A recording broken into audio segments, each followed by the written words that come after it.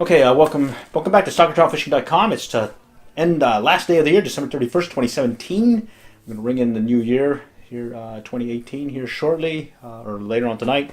But until then, I just want to go over a question that came up from one of our readers concerning they got a Christmas gift, a fly fishing rod and reel combo, but they've never fly cast before. They want to get out on the water. We gave some suggestions about taking some fly casting lessons, as well as some demonstrations that are offered at different retail outfits that are out there, be it Cabelas, Bass Pro Shops, and I think there's Orvis that also does that, as well as some fly fishing demos that are held at different conferences, festivals, as well as some special events in the area.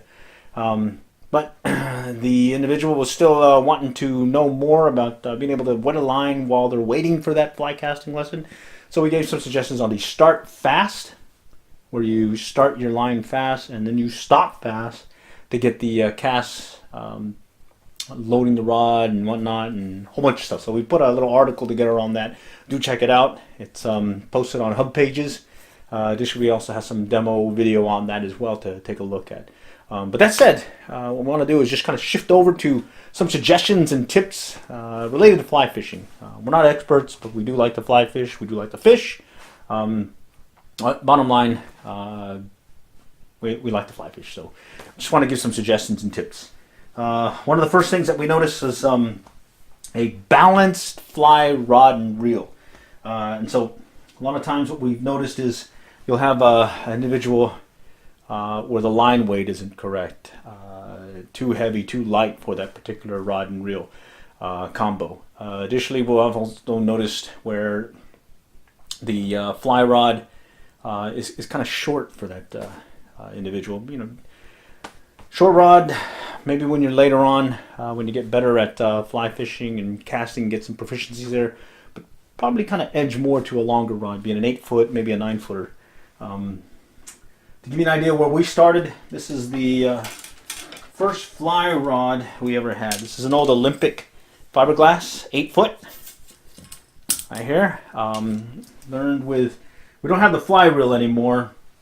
We got rid of it years ago, and that was before we went to a case where we don't get rid of anything we keep. But let's see if I can find one that's similar right here. Okay. Here's an old Martin reel that we used to keep on this one. In fact, we just have some line on there. It's not even the true fly line and reel right now. But bottom line, this is what we used for many years growing up. This is a 7-weight rod. The little Martin was rated at, I believe, 4-weight. Later on, we shifted over and got crazy and got one of these 8-weight reels from Shakespeare. Fancy high-speed thing that we put on here, and we used that many years also as we were growing up down in South Texas along the coast. This is old Click and Paul drag. Well, actually not even drag, just Click and Paul. It does have a drag system here, but we very rarely cared about it other than it felt good when it was coming off the reel. So use this for many years as well. I think we ended up paying for this thing total. I think we spent more on the fly line than we did with the rod. So speaking of fly lines, yes, it's very important to have a rod that you are comfortable with. The reel, at least starting out, some would consider it a line holder. In other cases, you do need that extra drag, especially with that fish that you're going to fight, and maybe some bruiser or something. But when you're first starting out, it's really just you're usually spending more, or should spend more, or at least our suggestion is to spend more on the fly line, getting the right weight and balance, and that fly rod, and getting that right action that you feel. Sometimes you want a slow action, be it the fiberglass one that we learned about, that Olympic, as well as some of the faster graphite ones that are out there, so you get that real fast action tip. And personally, I like the fast action tip. But you don't have to spend a lot of money on things. In this case, here is a combination that we picked up at Cabelas several years back. It's an 8-weight. Came with this reel, and we used that for many years until yours truly was stopping at McDonald's on the way back from, I believe it was Denison Dam, and our rod fell out of the car, and we slammed the door on the rod, or at least a section of it. We didn't have it in a rod tube, and so we ended up breaking the, where is it now? The top section of it. So this is the top section of this 8-weight rod and reel. But being smart individuals and knowing that we don't like getting rid of our fly fishing gear, we ended up just saving this for several years, the tip, and just kind of use this for a practice rod. You can see there's some line on here, some old fly line that we like using for practice. And then we took the top two sections of that 8-weight and made one of these things, little mini fly rod, or a micro fly rod. Okay, so we use that when we're micro fishing, catching these little guys. We've actually caught some good sized catfish on that as well, so you know, good fight and all that. But bottom line, you don't have to spend a lot of money on fly rods and reels to get into the action. So we started out with Olympic fiberglass. You saw some of the reels that we had on there, just basically line holders. Later on went to a combo just straight out of Cabelas. I used that for many years and was pretty happy with that. And then later on, when we came back to the area, I was browsing through Academy one day and picked up this Eagle Claw fast action fly rod. It's a 9-foot. And we were at Bass Pro Shops and picked up a White River, or I think it's Hobbs Creek White River fly rod. Basically, the whole setup costs about $70. Add the fly line in there, maybe another $20 there, so $90. So under $100, we got back into the sport with these high capacity reels. So when we first started out, we had these real small arbors.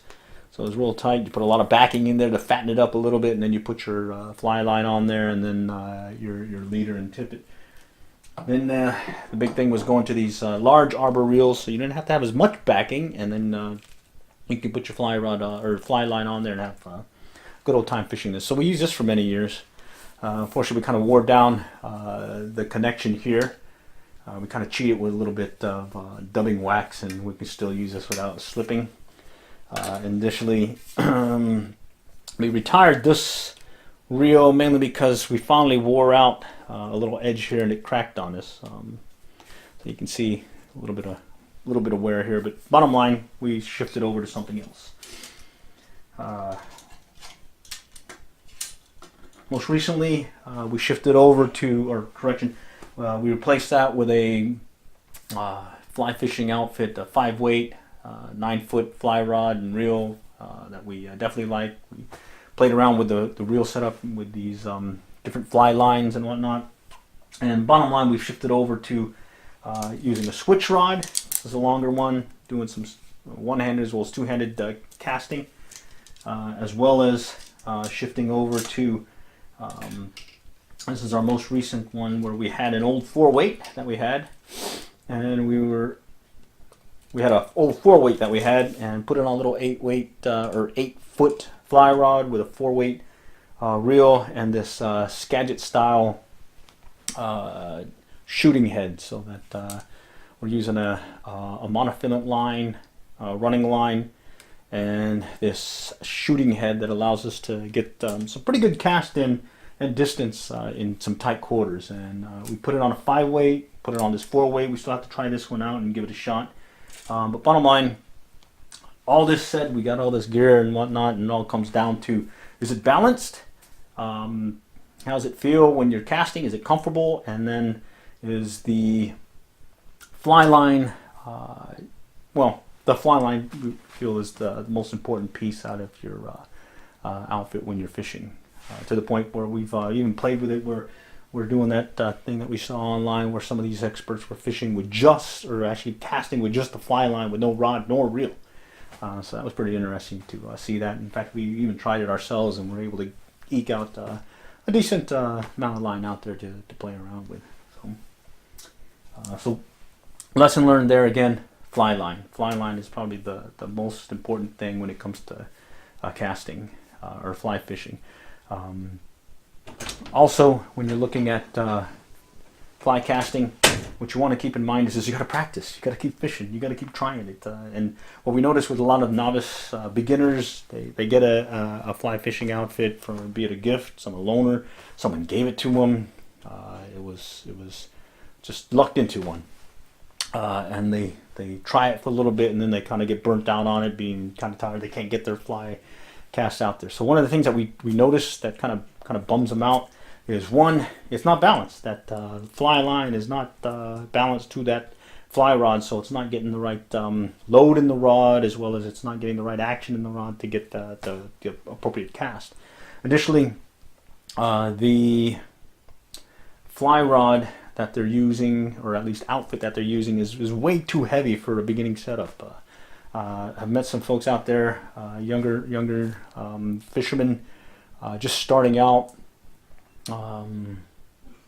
getting 8 and 9 weight rods when they get ready to fish some bluegill as well as some bass in the area. So, which kind of push you over to more like a 5 weight or maybe a 4 weight to start out with if you don't have a lot of money. And that's going to be your all-around rod for the next few years, if not forever. I would say use that 5 weight. If you know you're just going to be playing around and eventually get something else, get crazy, and you do have some extra money to burn, go with a 4 and a 6 weight. So bottom line, don't go too heavy an outfit, or you're going to find yourself burning yourself out and get tired of trying to learn how to fly fish. Because bottom line, when it comes to fly fishing, the more you do, the more practice you do, the more real life fly fishing that you do, the better it is. And then you don't have to be an expert fly caster to be able to catch fish with a fly rod. Bottom line is you just need to get your fishing fly to where the fish are. Be it if it takes multiple false casts, if it just takes you one cast to get that fly there, or you can do it within that 10, 15, 20, 30 second window that you need to get it to because you just saw one rise. That's more important than being able to have the right technique, I guess, or being perfect with your cast every time, because we're not all perfect. Bottom line, you're going to make mistakes. You're going to make some oopses, I would say, while you're out there fly fishing. So what? Oops, and then keep going. But bottom line, just remember the simple concepts that it comes to fly casting and getting that fly to the fish and where it's hanging out or where it's going to be lurking, and you should be able to get onto some fish. So that's pretty much all we had for this round of suggestions and tips with fly fishing. The big takeaway is we want to let you know that yes, we understand that you got your Christmas gift. It's a great fly fishing reel combo. Yes, you want to go out there on the water, but do take some time to get some lessons. If not, watch a true demonstration or get some help with someone else who has fly fished before and has got some proficiency there.